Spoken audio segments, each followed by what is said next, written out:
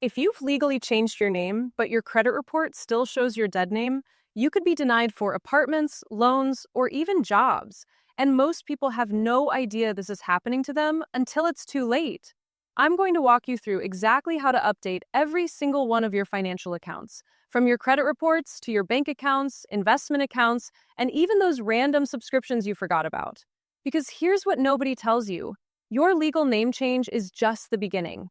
The real work is making sure every financial institution in America actually recognizes it. And if you skip even one of these steps, you could end up in a situation where your credit score tanks, your tax refund gets delayed for months, or worse, you get flagged for fraud on your own accounts.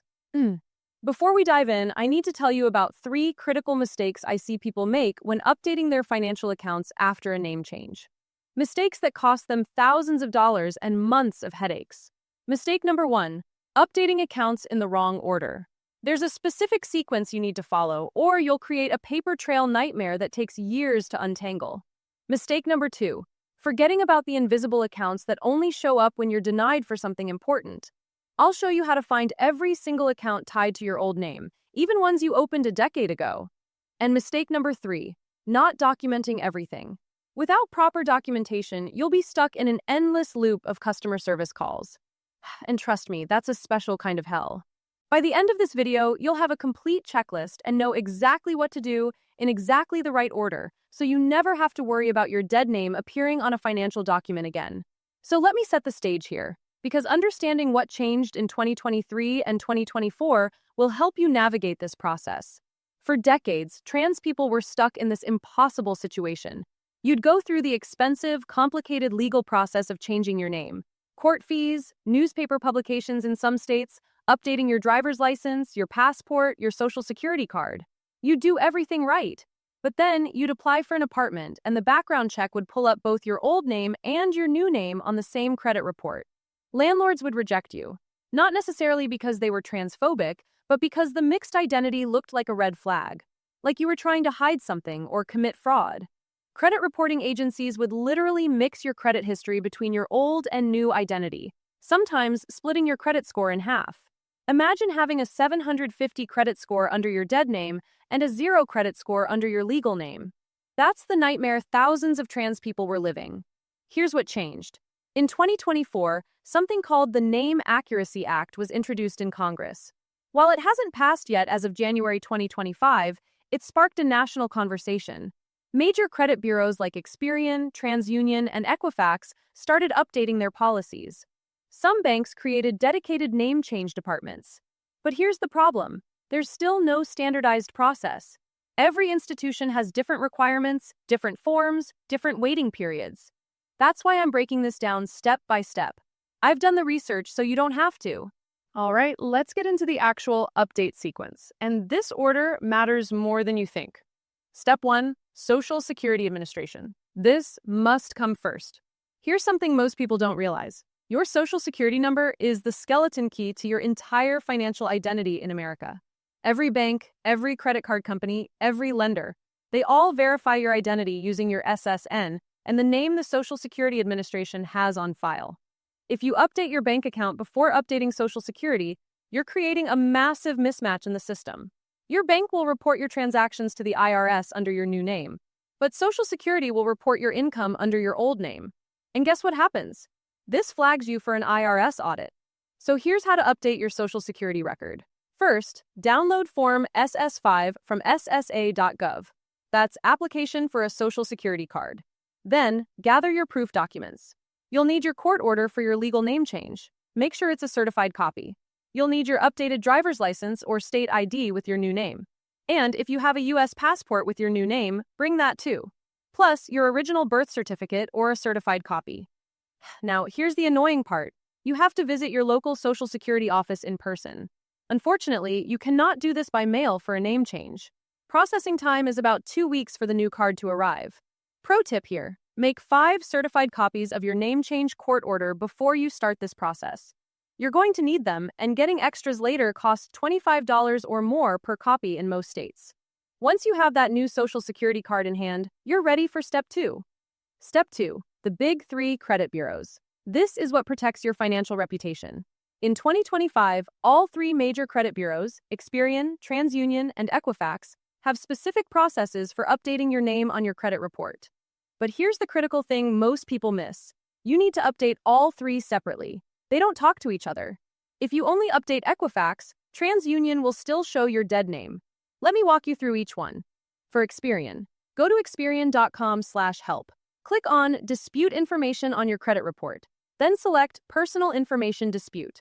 You'll upload a copy of your Social Security card with your new name, your driver's license, and your court order.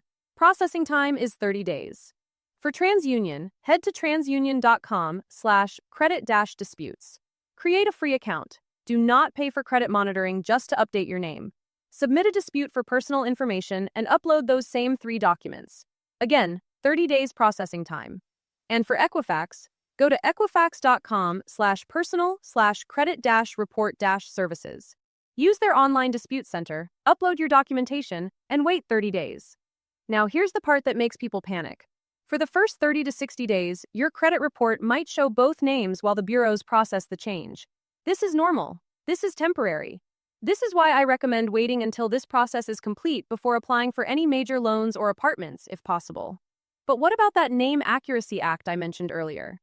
While the federal law hasn't passed yet, California, New York, and Colorado passed their own state-level versions in 2024. If you live in one of these states, credit bureaus are legally required to remove your dead name completely within 30 days and cannot use it for identity verification after that. For everyone else, the bureaus will link your old and new identities, but gradually phase out the old name over 6 to 12 months. Step 3. Your bank accounts. And here's some good news. This is surprisingly easy. Banks are actually pretty good at this now.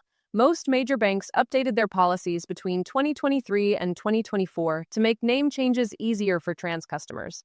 For Chase, Bank of America, Wells Fargo, and Citi, you'll need to visit any branch in person. Name changes are required to be done in person. Bring your new driver's license and social security card. They'll update your account immediately. Usually takes about 10 minutes. And they'll issue new debit and credit cards either on the spot or mail them within 5 to 7 business days. For online banks like Ally, Chime, or SoFi, submit a request through their app or website. Upload photos of your updated ID and social security card, and processing time is 5 to 10 business days. Pro tip: some banks like BMO Harris and Element Federal Credit Union now let you use your chosen name on your debit card even without a legal name change. But for your legal name in their system, you still need the updated documents. Don't forget to update any joint accounts, any accounts where you're an authorized user, and request new checks with your correct name. Step 4. Credit cards. Do this before your next statement. Credit card companies report your name to the credit bureaus every single month when they send your statement. If you update your credit cards before you update the credit bureaus, you'll create a mismatch that can flag your account for fraud review. And they might freeze your card. That's why we did the credit bureaus first. Now, for the credit card update process, most major issuers, Chase, Capital One, American Express, Discover, have similar processes. You'll need to call the number on the back of your card. Yes, you have to call. Most won't let you do this online. They'll verify your identity using your SSN and current address. Tell them you legally changed your name and have updated your social security record. They'll ask for documentation. Usually, they want you to upload or fax a copy of your new driver's license and your new social security card. New card arrives in 7 to 10 business days. Here's something critical. Your credit card number usually stays the same, but not always. American Express and Discover typically keep your number the same.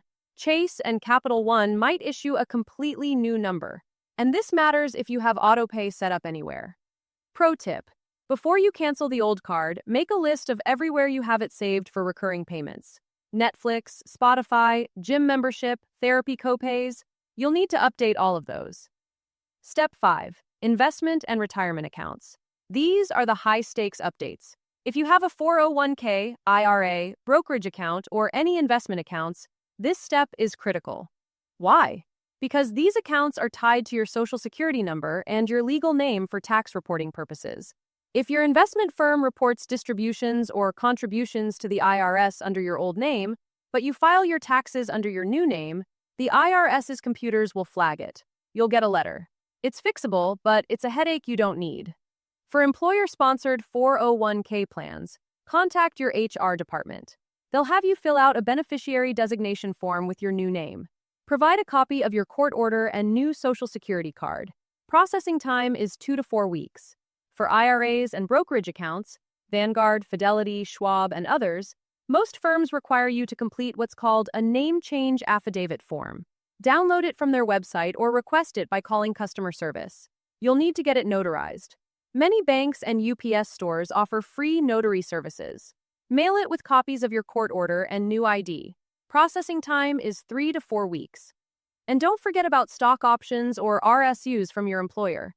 And crypto exchange accounts like Coinbase or Kraken. These can be particularly difficult and may require multiple rounds of documentation. Step 6. The IRS and your tax records. Here's something that shocks people. The IRS does not automatically update your name when Social Security does. When you update your name with the Social Security Administration, they notify the IRS, but it can take 2 to 6 weeks for the IRS's systems to sync. If you file your taxes before this sync happens, your return will be rejected. So here's what you need to do. Wait 2 weeks after receiving your new Social Security card before filing taxes. If you need to update your name mid-year, just make sure all your tax documents, your W-2, your 1099-Es, use your correct legal name. Contact your employer's payroll department to update your name in their system so your W-2 is correct at year-end. If you're self-employed, you'll need to update your name on your EIN. That's your employer identification number, by calling the IRS Business and Specialty Tax Line. The number is 800-829-4933. And update any business licenses, DBA registrations, and business bank accounts. Step 7. Insurance policies. Health, life, auto, home. Insurance is where things get complicated because each policy might be with a different company, and they all have different processes. For health insurance, if you have employer-sponsored coverage, update through your HR department when you update your 401k. They'll process it all together. If you have Marketplace or ACA insurance, log into healthcare.gov. Update your application with your new legal name and upload documentation if requested. This won't affect your coverage, but it ensures your insurance card has the correct name. For life insurance, contact your insurance company directly, complete a policy amendment form, and provide documentation, court order, new ID. And this is critical. Update your beneficiaries at the same time if your chosen family or partner has also changed their name. Auto and home or renter's insurance can usually be done online or over the phone. Provide your new driver's license information. Some companies will issue a new policy number. Others just update the existing one. Pro tip: this is a great time to shop around for better rates. Getting quotes under your new legal name means starting fresh. You might find better deals. Step 8. Utility bills and subscriptions. This is the exhausting part. This is the tedious step, but it matters. Every account that reports to credit bureaus or verifies your identity needs to be updated. Create a master list of every account you have. Essential utilities: your electric, gas, and water. Internet and cable. Your cell phone. Subscription services: streaming like Netflix, Hulu, Disney+, HBO Max. Music services like Spotify or Apple Music. Software subscriptions like Adobe or Microsoft 365. Your gym membership. Meal kits or subscription boxes. Professional accounts. LinkedIn. If you're out, update it publicly. If you need professional continuity, you can keep your dead name in the previous names field. And don't forget professional licensing boards if you're a doctor, lawyer, therapist, contractor, or anything else that requires licensing. For each account, log into account settings. Look for profile, personal information, or account details. Update your legal name. Some services, like PayPal or Venmo, require you to submit documentation. Others let you update instantly. The accounts people always forget: Amazon and eBay. Airline frequent flyer programs. Hotel rewards programs. Store credit cards like Target Red Card or Amazon Store Card. Medical providers and pharmacies. And if you have pets, your veterinarian. Step 9. Lock it down. Protect your credit. Once you've updated everything, here's one final step that protects you from identity theft during this vulnerable transition period. Place a credit freeze on all 3 bureaus. A credit freeze is free and prevents anyone, including you, from opening new credit accounts in your name without first unfreezing it. This is huge protection because during those 30 to 60 days when both names might appear on your credit report, scammers or confused systems might try to open accounts. It gives you peace of mind that your new identity is locked down, and you can temporarily lift the freeze anytime you need to apply for credit. Here's how to freeze your credit. Go to Experian.com/freeze for Experian, TransUnion.com/freeze for TransUnion, and Equifax.com/freeze for Equifax. You'll get a PIN for each bureau. Save these PINs in a secure password manager. When you need to unfreeze, like when you're applying for an apartment, a loan, or a credit card, log into each bureau's website, enter your PIN, and choose to unfreeze for a specific period, like 7 days, or for a specific creditor. It lifts within minutes. Let me give you the documentation strategy that will save you hours of frustration. Create a name change binder. Physical or digital, doesn't matter. Section 1 is your legal documents. Keep the originals here. Your court order for name change. Remember, you got 5 certified copies. Your new social security card, your new driver's license, make color copies, and your new passport if you have one. Section 2 is your confirmation records. Screenshot or save letters from each credit bureau confirming your name update. Confirmation emails from banks and credit card companies. Updated insurance cards. And just write down the last 4 digits and update date of new debit and credit cards. Section 3 is your master account list. Create a spreadsheet with these columns: account name, account type, date updated, confirmation number, and notes.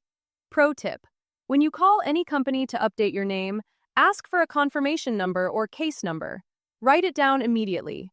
If something goes wrong later, this number is your proof that you did everything right. Now, here's something that's going to make this whole process 10 times easier. Finding financial institutions that actually understand the trans experience and make this process simple. Because while every bank can update your name, not every bank wants to make it easy for you.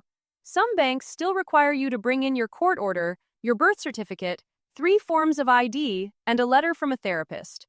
Even though legally they shouldn't.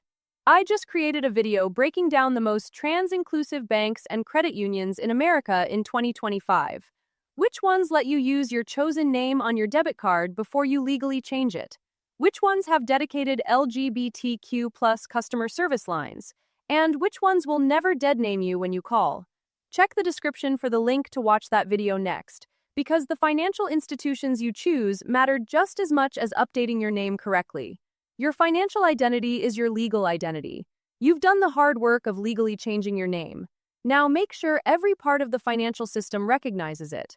You deserve to see your real name on every account, every statement, every credit report. If this video helped you, save it so you can come back to it as you work through each step. And if you want more LGBTQ+ finance content that nobody else is making, subscribe to Prideful Wealth and turn on notifications. Your name is yours. Your money is yours. Let's make sure they match.